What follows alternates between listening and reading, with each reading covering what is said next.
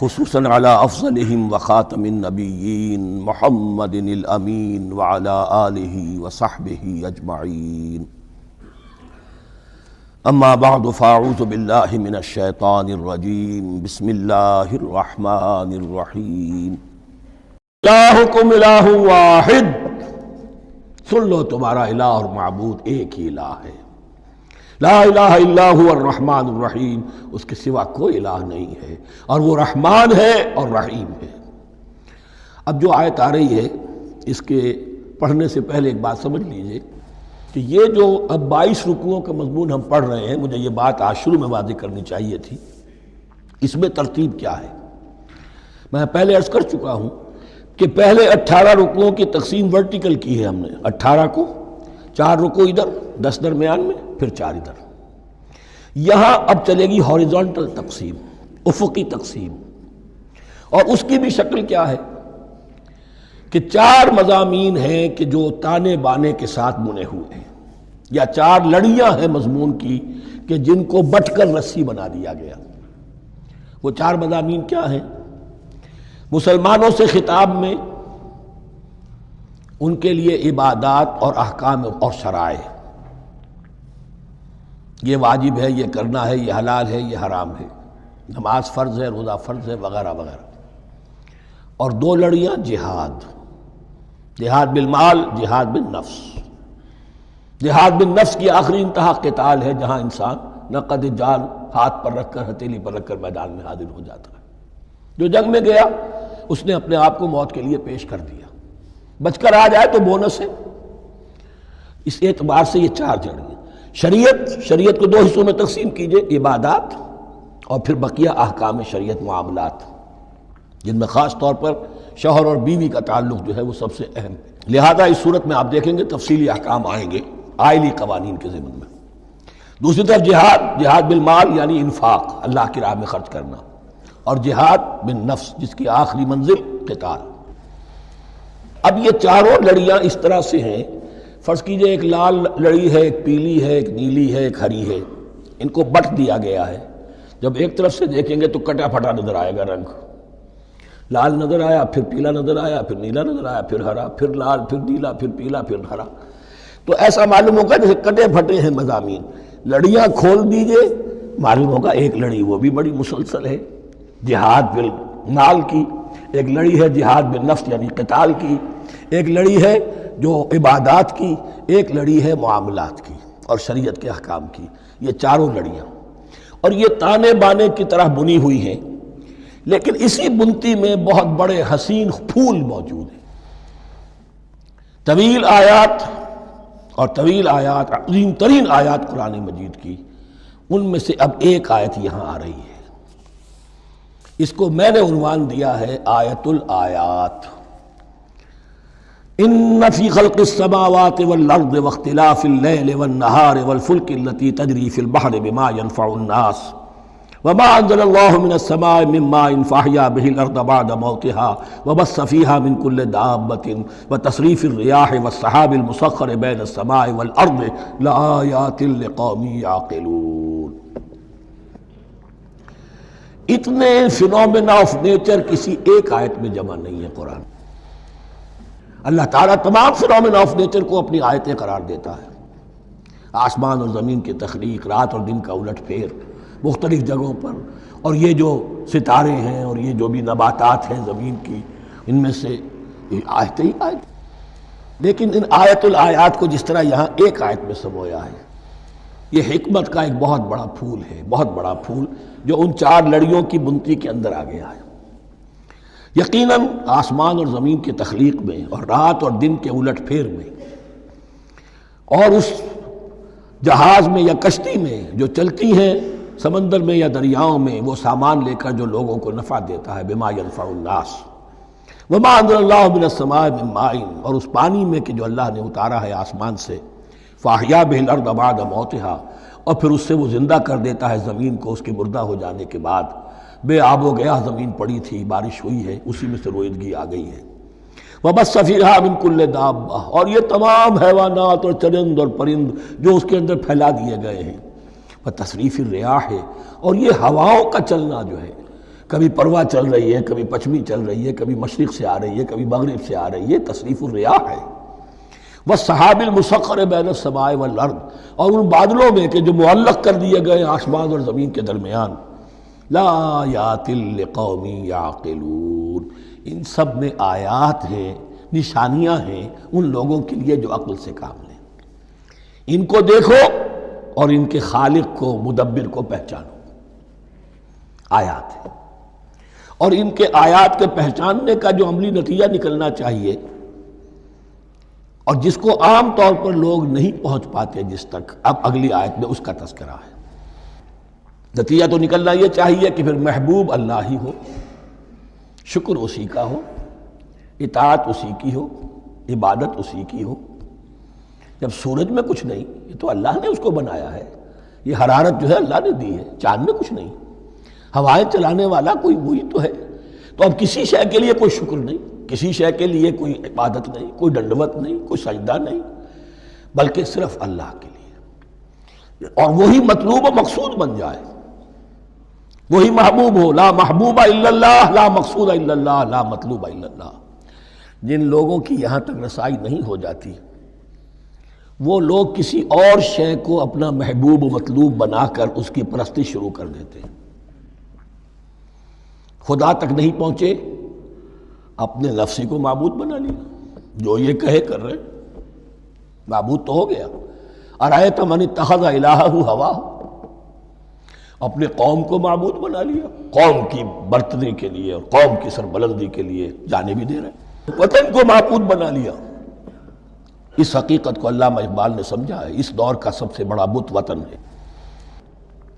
اس دور میں میں اور ہے، جام اور ہے، جم اور، ساقی نے بنا کی روش لطف و ستم اور، تہذیب کے آزر نے ترشوائے صنم اور، مسلم نے بھی تعمیر کیا اپنا حرم اور، ان تازہ خداؤں میں بڑا سب سے وطن ہے، جو پیرہن اس کا ہے وہ مذہب کا کفن ہے۔ نیشنلزم، ٹیریٹوریل، وطنی قومیت، وطن کی جے، یہ معبود بنائے بیٹھے۔ تو اب یہاں سنیے، وَمِنَ النَّاسِ، اور لوگوں میں سے کچھ ایسے بھی ہیں، مَن يَتَّخِذُ مِن دُونِ اللَّهِ أَندَادًا، جو اللہ کو چھوڑ کر کچھ اور چیزوں کو اس کا مد مقابل بنا دیتے ہیں۔ وطن کو بنا لیا، قوم کو بنا لیا، ہیومنزم، انسانیت، نوع انسانی، ہم اس کے خدمتگار ہیں، ہم اس کی بہتری کے لیے کام کر رہے ہیں، یہ بھی ایک معبود بن گیا۔ اور سب سے گھٹیا انسان وہ ہے کہ اپنے ہی حسن کا دیوانہ بنا پھرتا ہوں، اپنا ہی نفس ہے، اسی کے گر چکر لگا رہا ہے، وہی حریم ہے اس کا، وہی حرم ہے اس کا، اور وہ طواف کر رہا ہے اپنے نفس کا، تو وہ بھی تو اس کا ایک معبود ہے۔ لوگوں میں سے وہ بھی ہیں کہ جو اللہ کو چھوڑ کر کسی اور چیز کو اس کا مد مقابل بنا دیتے ہیں، یحبونہم کحب اللہ، اور ان سے محبت کرنے لگتے ہیں جیسی کہ اللہ سے کرنی چاہیے۔ یہ فلسفہ ہے اصل میں، ہندی میں اسے آدرش کہتے ہیں، عربی میں نصب العین، انگلش میں آئیڈیل۔ ہر باشعور انسان کسی شے کو اپنا آئیڈیل بناتا ہے اور اس سے پھر محبت کرتا ہے، اس کے لیے جیتا ہے، اس کے لیے مرتا ہے، قربانیاں دیتا ہے، اثار کرتا ہے، قوم کے لیے قربانی، وطن کے لیے قربانی، فلاح کے لیے قربانی، خود اپنی ذات کے لیے قربانی۔ یحبونہم کحب اللہ، یہ سارے کام تو اللہ کے لیے کرنے کے تھے، جیو اللہ کے لیے، مرو اللہ کے لیے، محبت اس سے کرو۔ ان صلاتی و نسکی و محیای و مماتی للہ رب العالمین۔ تم نے اپنی یہ ساری نسبتیں کسی اور شے کے ساتھ وابستہ کر دی، تم نے اللہ کا مد مقابل تراش لیا۔ می تراشت فکر ما ہر دم خدا بندے دیگر، رست از یک بند تا افتاد در بندے دیگر۔ انسان معبود تراشتا رہتا ہے اپنے ذہن سے، اور ان کے لیے محبت کرتا ہے، جانے دیتا ہے، قربانیاں دیتا ہے۔ وَمِنَ النَّاسِ مَن يَتَّخِذُ مِن دُونِ اللَّهِ أَندَادًا يُحِبُّونَهُمْ كَحُبِّ اللَّهِ، یہ مضمون بھی سورہ حج میں زیادہ واضح ہوگا۔ وَالَّذِينَ آمَنُوا أَشَدُّ حُبًّا لِلَّهِ، پھر یہ لٹمس ٹیسٹ کا لفظ میری زبان پر آ رہا ہے، اور جو لوگ واقعتاً صاحب ایمان ہوتے ہیں ان کی شدید ترین محبت ہوتی ہے اللہ کے ساتھ۔ اگر یہ نہیں ہے، اگر یہ نہیں تو بابا پھر سب کہانیاں ہیں۔ کوئی شے اللہ سے زیادہ محبوب ہو گئی وہ تمہاری معبود ہے. تم نے اللہ کو چھوڑ دیا، چاہے وہ دولت ہی ہے. تعس عبد الدینار و عبد الدرہم، ہلاک و برباد ہو جائے درہم و دینار کا بندہ. نام عبد الرحمن ہے، حقیقت میں عبد الدینار ہے. دینار آنا چاہیے، حرام سے آئے حلال سے آئے، جائز سے آئے ناجائز سے آئے. تو معبود اللہ نہیں ہے، معبود دینار ہے. ہندو نے یہ کیا کہ لکشمی دیوی کی ایک مورتی بنا کر پوجنا شروع کر دیا. یہ لکشمی دیوی اگر ذرا مہربان ہو جائے گی دولت آ جائے گی. ہم نے کہا ہٹاؤ اس درمیان کے لنک کو، سیدھے ہی دولت کو کیوں نہ پوجو. پیٹرو ڈالر کو پوجو، ڈالر کو پوجو. ترک وطن کرو، ماں باپ کو چھوڑو یہاں سے سکتا ہوا کہ مر رہے ہیں اور کوئی ان کا بیٹا ان کی بیٹی ان کے پاس نہیں. کس لیے؟ ڈالر. کون معبود ہوا؟ وَمِنَ النَّاسِ مَن يَتَّخِذُ مِن دُونِ اللَّهِ أَندَادًا يُحِبُّونَهُمْ كَحُبِّ اللَّهِ وَالَّذِينَ آمَنُوا أَشَدُّ حُبًّا لِلَّهِ وَلَوْ يَرَى الَّذِينَ ظَلَمُوا إِذْ يَرَوْنَ الْعَذَابَ أَنَّ الْقُوَّةَ لِلَّهِ جَمِيعًا. اور کاش کہ دیکھ لیتے یہ لوگ جو اس شرک میں اور اس گناہ میں مبتلا ہیں، ظلم شرک کے معنی، جب وہ دیکھیں گے عذاب کو اور یہ بات واضح ہو جائے گی کہ قوت تو ساری کی ساری اللہ کے ہاتھ میں ہے، کسی کے پاس کچھ نہیں. وَأَنَّ اللَّهَ شَدِيدُ الْعِقَابِ، اور یہ کہ اللہ سزا شدید العذاب، اللہ سزا دینے میں بہت سخت ہے. اس وقت آنکھ کھلے گی تو فائدہ کیا ہوگا؟ اب آنکھ کھلے تو فائدہ ہے. اِسْتَبَرَّأَ الَّذِينَ اتُّبِعُوا مِنَ الَّذِينَ اتَّبَعُوا. اب انسانی معاشرے کے اندر یہ ہوتا ہے، کچھ لوگ ہوتے ہیں لیڈر لوگ جو اپنے پیچھے لوگوں کو لگا لیتے ہیں، چاہے ڈیماگوگس ہوں، چاہے مذہبی جو ہے وہ مسندوں کے والی ہوں، اپنے پیچھے لگاتے ہیں. اور ان کے پیچھے لگنے والے جو ہیں وہ یہ سمجھتے ہوئے ان کی عزت بھی ہے، ان کا احترام بھی ہے، ان کے نیچے دبے بھی ہوئے، ان کا پیچھے پیچھے چلتے ہیں. قیامت کے دن وہ تبرہ کریں گے، ان تم نے ہمیں مروایا، ہم تمہاری پیروی کرتے رہے، ہم نے سمجھا تم جو کہہ رہے ہو وہ ٹھیک ہے، ہم نے تمہیں اپنا لیڈر مانا. اب وہ اعلان برات کریں گے، اللہ ہمارا ان سے کوئی تعلق نہیں. استبرأ الذین اتبعوا، اور اس کے جواب میں پھر وہ کریں گے ہمارا تم سے کوئی تعلق نہیں. اس روز کے جن لوگوں کا اتباع کیا گیا تھا دنیا میں، لیڈر لوگ، وہ ان لوگوں سے جنہوں نے پیروی کی تھی ان سے تبرہ کریں گے. وَرَأَوُا الْعَذَابَ وَتَقَطَّعَتْ بِهِمُ الْأَسْبَابُ، اور وہ دیکھ لیں گے عذاب کو، نگاہوں کے سامنے جہنم آ جائے گی اور تمام رشتے منقطع ہو جائیں گے. یوم یفر المرء من اخیہ وامہ وابیہ وصاحبتہ وبنیہ لکل امرئ منہم یومئذ شأن یغنیہ یود المجرم لا یفتدی من عذاب یومئذ ببنیہ وصاحبتہ واخیہ وفصیلتہ التی تؤویہ ومن فی الارض جمیعا ثم ینجیہ. ہر انسان چاہے گا میرے باپ کو، بیٹے کو، بھائی کو، ماں کو، بیوی کو، اولاد کو، تمام انسانوں کو چھوڑ دو جہنم میں، خدا کے لیے کسی طرح مجھے بچا لو. تقطعت بہم الاسباب، سارے رشتے منقطع ہو جائیں گے جن رشتوں کی وجہ سے حرام کو حلال اور حلال کو حرام کر رہے ہو، جن کی دلجوئی کے لیے حرام کی کمائی کرتے ہو، جن کی دلجوئی کے لیے دین کے راستے سے آگے نہیں بڑھ رہے ہو. دین کے راستے میں بیوی ناراض نہ ہو جائے، گھر والے ناراض نہ ہو جائیں. بتقطعت بہم الاسباب، یہ سارے رشتے یہیں تک کے لیے ختم ہو جائیں. وقال الذین اتبعوا، اور جو ان کے پیروکار تھے وہ کہیں گے لو ان لنا کرۃ، اگر کہیں ہمیں دنیا میں لوٹنا نصیب ہو جائے، فنتبرأ منہم کما تبرؤوا منا، تو ہم بھی ان سے اسی طرح برات کریں گے جیسے آج یہ ہم سے برات کر رہے ہیں. کذالک یریہم اللہ اعمالہم حسرات علیہم، اس طرح اللہ ان کو دکھائے گا ان کے اعمال حسرتیں بن جائیں گی. کاش کہ ہم نے سمجھا ہوتا، کاش کہ ہم نے ان کی پیروی نہ کی ہوتی، کاش کہ ہم نے ان کو اپنا لیڈر اور اپنا ہادی اور رہنما نہ مانا ہوتا. وما ہم بخارجین من النار، لیکن وہ اب آگ سے نکلنے والے نہیں ہوں گے. یا ایھا الناس کلوا مما فی الارض حلالا طیبا ولا تتبعوا خطوات الشیطان انہ لکم عدو مبین.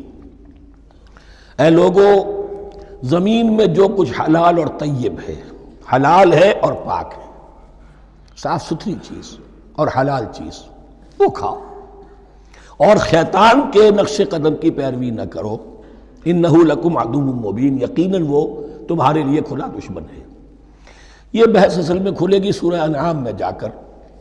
وہاں عرب میں یہ رواج تھا، بتوں کے نام پر کوئی جانور چھوڑ دیتے تھے، جیسے ہندوؤں میں بھی تھی رواج، ہم نے تو بچپن میں دیکھا ہے، کوئی سانڈ چھوڑ دیا، کسی کے کان جو ہے وہ چیر دیے، یہ فلاں بت کے لیے ہے، فلاں دیوی کے لیے ہے۔ اب اسے کوئی کچھ نہیں کہہ سکتا تھا، وہ جہاں چاہیں وہ منہ ماریں جا کر ان کا، اور پھر ان کا ظاہر بات ہے ان کا گوشت کیسے کھایا جا سکتا تھا۔ تو عرب میں بھی یہ رواج تھے، اور ابھی تک اس کے کچھ نہ کچھ ریزیڈول ایفیکٹس تھے۔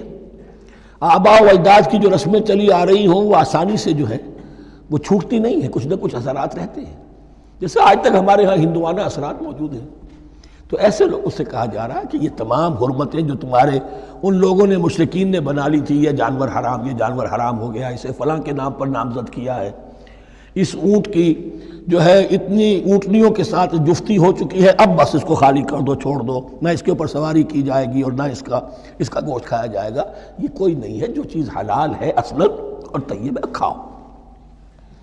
انما یامرکم بالسوء والفحشاء، یقیناً شیطان تمہیں حکم دیتا ہے بدی کا اور بے حیائی کا، وان تقولوا علی اللہ ما لا تعلمون، اور اس کا کہ تم کہو اللہ کی طرف نسبت کر کے جو تم جانتے نہیں ہو، کہ اللہ نے حرام کیا۔ بھائی تمہیں کہاں معلوم؟ کوئی دلیل لاؤ، کسی کتاب میں دکھاؤ کہ اللہ نے یہ چیز حرام کر دی۔ وَإِذَا قِيلَ لَهُمُ اتَّبِعُوا مَا أَنزَلَ اللَّهُ قَالُوا بَلْ نَتَّبِعُ مَا أَلْفَيْنَا عَلَيْهِ آبَاءَنَا، اور جب ان سے کہا جاتا ہے اتباع کرو اس کی جو اللہ نے نازل کیا ہے، قالوا وہ کہتے ہیں بل نتبع ما الفینا علیہ آباءنا، ہم تو پیروی کریں گے اس کی جس پر ہم نے پایا اپنے آباء و اجداد کو۔ اولو کان آباؤہم لا یعقلون شیئا ولا یہتدون، کیا وہ اپنے آباء و اجداد ہی کی پیروی کرتے رہیں گے، خواہ ان کے آباء و اجداد نہ کسی بات کو سمجھ پائے ہوں نہ ہدایت یافتہ ہوئے۔ میں نے عرض کر دیا تھا کہ سورہ بقرہ میں جہاں دعوت تیسرے رکوع کی پہلی آیت شروع ہوئی، یا ایھا الناس اعبدوا ربکم الذی خلقکم والذین من قبلکم لعلکم تعقلون، وہ بھی تو مخلوق تھے جیسے تم مخلوق ہو، تم سے خطا ہو سکتی ہے ان سے بھی ہوئی، تم غلطی کر سکتے ہو انہوں نے بھی کی۔ ومثل الذین کفروا کمثل الذی ینطق بما لا یسمع الا دعاء ونداء، یہاں ذرا تمثیل کے اندر ایک پیچیدگی ہے کہ بظاہر ترجمہ تو یہ ہوگا کہ مثال ان لوگوں کی جنہوں نے کفر کیا اس شخص کی سی ہے جو پکار رہا ہے ایسی چیز کو جو نہ سنتا ہے نہ سمجھتا ہے۔ ہاں یہ پتہ چلتا ہے کہ کچھ پکار رہا ہے، جانور ہوتے ہیں انہیں اور کیا سمجھ میں آتا ہے۔ تو یہاں پہ اصل میں تمثیل میں مراد یہ ہے کہ حضور صلی اللہ علیہ وسلم اور مسلمان ان لوگوں کو جو سمجھانے کی کوشش کر رہے ہیں ان میں سے کچھ ایسے بھی ہیں کہ جو کچھ نہیں سمجھتے، دعا اور ندا تو ہے، صم بکم عمی فہم لا یعقلون، لیکن وہ بہرے بھی ہیں، گونگے بھی ہیں، اندھے بھی ہیں، وہ عقل سے کام نہیں لیتے۔ بارک اللہ لی ولکم فی القرآن العظیم ونفعنی وإیاکم بالآیات والذکر الحکیم۔